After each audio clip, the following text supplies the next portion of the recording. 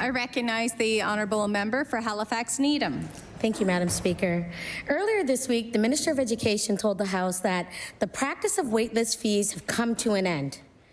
I think the minister might be misinformed. We've heard from parents as recently as last month who are still being asked to pay these fees. Waitlist fees are banned in some other provinces. However, the minister has refused to address this issue and banned them in Nova Scotia. My question is, why won't the minister commit to protecting families from these exploitative fees? I recognize the honourable minister for Education. Thank you, Madam Speaker, and thank you to the member opposite for the question.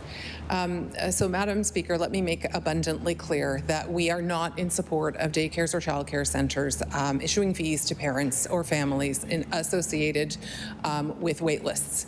And, Madam Speaker, that's inconsistent with the work that we're doing to provide accessible, affordable, inclusive, quality childcare across Nova Scotia.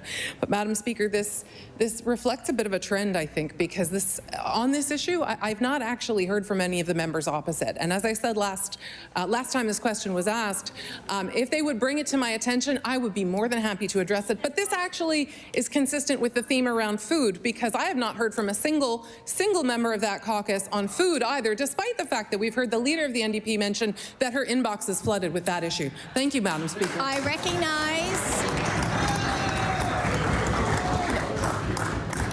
recognize the honourable member for Halifax Needham. Thank you, Madam Speaker. And I would like to really go back over what the minister just said, that she's never heard from me.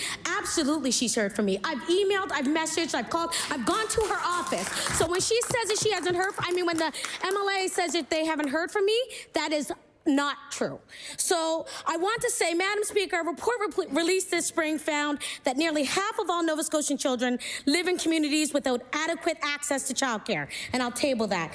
This government has previously set ambitious targets for the creation of new spaces, but continues to fall short of these promises. So, Madam Speaker, we have seen this government drop the ball on their promised childcare spaces.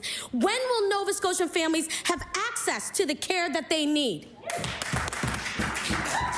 I recognize the honourable minister for Education.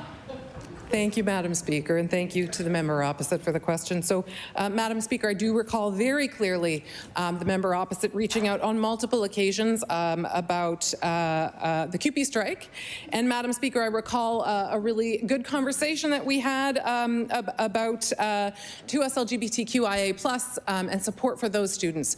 But, Madam Speaker, to address the question that the member opposite asked, we are making incredible progress on childcare in Nova Scotia. Madam Speaker, we have increased spaces by 2,000, over 2,000 new spaces.